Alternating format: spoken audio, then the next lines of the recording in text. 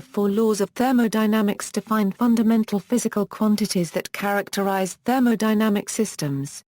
The laws describe how these quantities behave under various circumstances, and forbid certain phenomena. The four laws of thermodynamics are: zeroth law of thermodynamics, if two systems are in thermal equilibrium with a third system, they must be in thermal equilibrium with each other. This law helps define the notion of temperature. First law of thermodynamics, heat is a form of energy.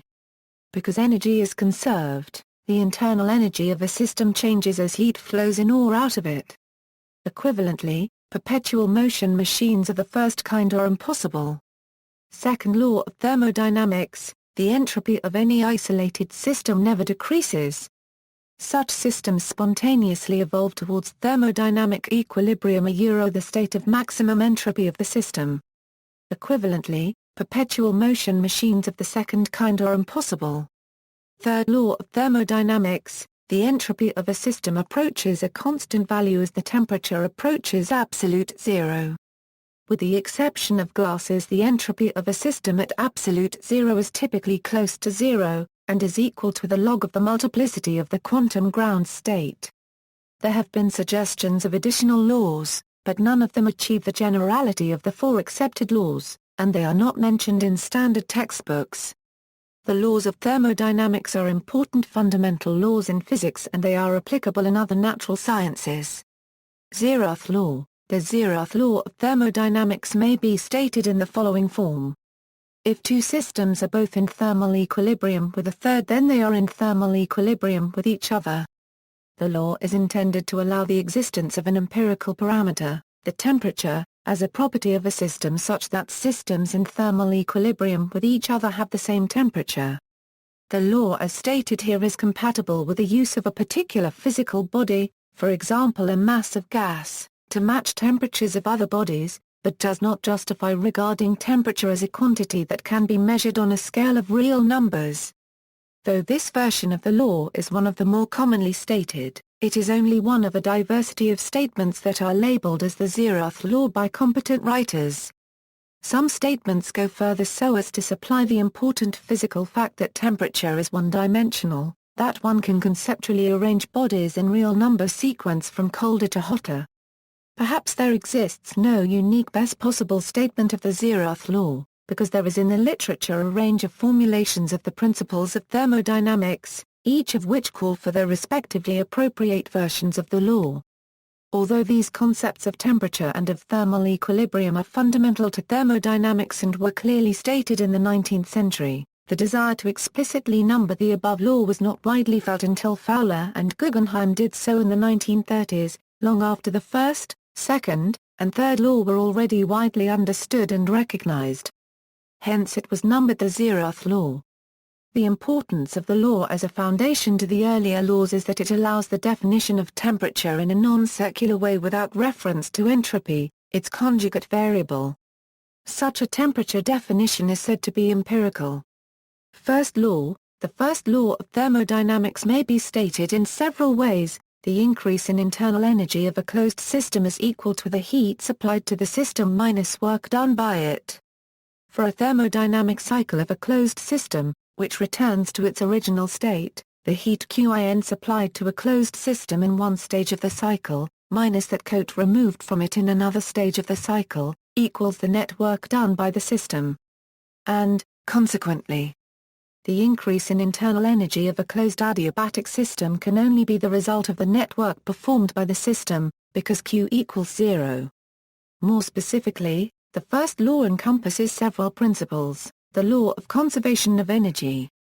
This states that energy can be neither created nor destroyed. However, energy can change forms, and energy can flow from one place to another. The total energy of an isolated system does not change. The concept of internal energy and its relationship to temperature. If a system has a definite temperature, then its total energy has three distinguishable components. If the system is in motion as a whole, it has kinetic energy. If the system as a whole is in an externally imposed force field, it has potential energy relative to some reference point. Finally, it has internal energy, which is a fundamental quantity for thermodynamics. Beyond the conceptual frame of macroscopic thermodynamics, it can be explained as the sum of the disorganized kinetic energy of microscopic motions of its constituent atoms, and of the potential energy of interactions between them.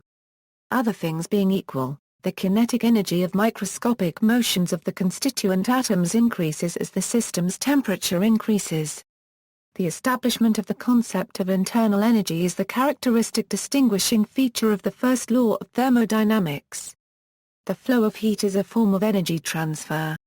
Heating is a natural process of moving energy to or from a system other than by work or the transfer of matter. The heat passes only from a hotter to a colder system. If the system has rigid walls impermeable to matter, and no external long-range force field affects it, and consequently energy cannot be transferred as work into or out from the system, then where Q denotes the amount of energy transferred into the system as heat. Work is a process of transferring energy to or from a system. Unless otherwise stated, it is customary to treat work as supplied without dissipation in the surroundings. Within the system, in a natural process, some of the transferred work is dissipated. For example, when a machine lifts a system upwards, some energy is transferred from the machine to the system. The system acquires its energy in the form of gravitational potential energy in this example. Or in general it can be partitioned to kinetic, potential or internal energy. When matter is transferred, its associated internal energy is transferred with it. Where U external denotes the internal energy per unit mass of the transferred matter, measured when it is still in the surroundings, before transfer. And IM denotes the transferred mass. Combining these principles leads to one traditional statement of the first law of thermodynamics: it is not possible to construct a machine which will perpetually output work without an equal amount of energy input to that machine. Or more briefly, a perpetual motion machine is impossible. Second law. The second law of thermodynamics asserts the irreversibility of natural processes, and the tendency of natural processes to lead towards spatial homogeneity of matter and energy, and especially of temperature. It can be formulated in a variety of interesting and important ways. It implies the existence of a quantity called the entropy of a thermodynamic system.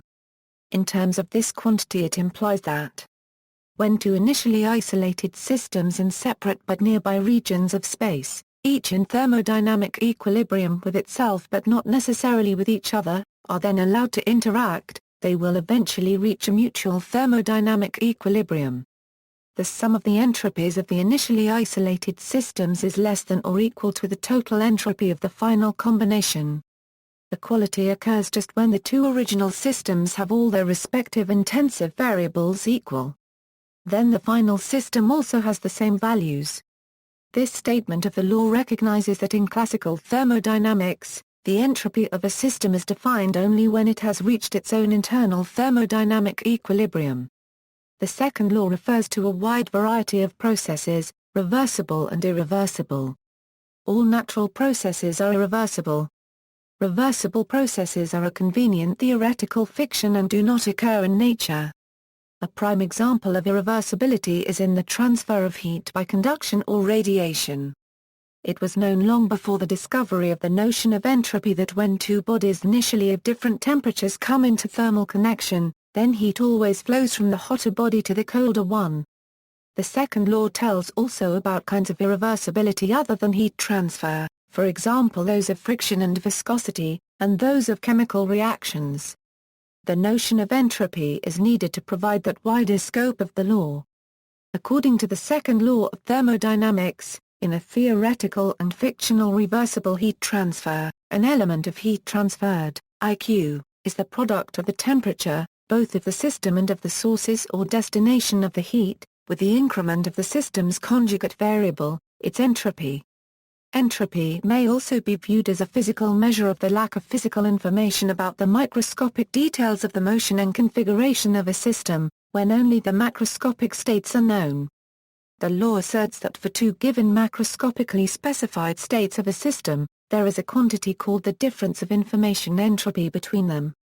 This information entropy difference defines how much additional microscopic physical information is needed to specify one of the macroscopically specified states, given the macroscopic specification of the other, often a conveniently chosen reference state which may be presupposed to exist rather than explicitly stated.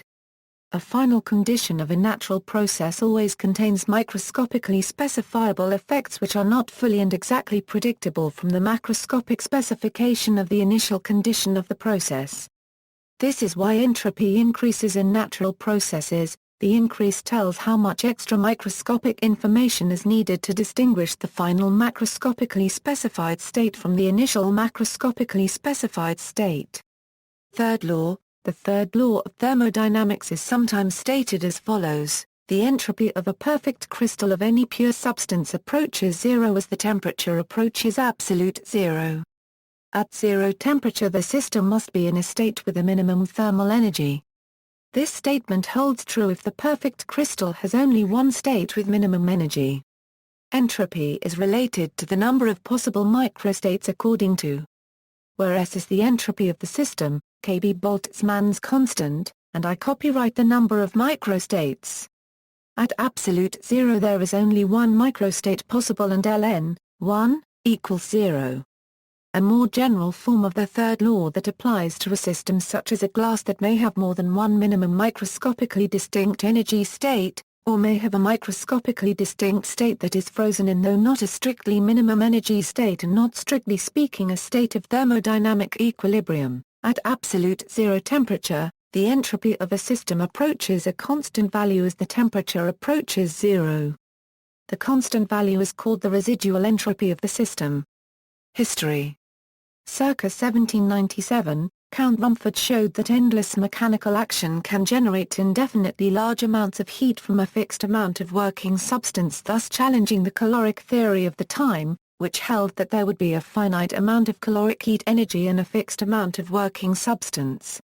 The first established thermodynamic principle, which eventually became the second law of thermodynamics, was formulated by Sadi Carnot during 1824. By 1860, as formalized in the works of those such as Rudolf Clausius and William Thomson, two established principles of thermodynamics had evolved, the first principle and the second principle, later restated as thermodynamic laws. By 1873, for example, thermodynamicist Josiah Willard Gibbs, in his memoir Graphical Methods in the Thermodynamics of Fluids, clearly stated the first two absolute laws of thermodynamics. Some textbooks throughout the 20th century have numbered the laws differently. In some fields removed from chemistry, the second law was considered to deal with the efficiency of heat engines only, whereas what was called the third law dealt with entropy increases. Directly defining 0 points for entropy calculations was not considered to be a law.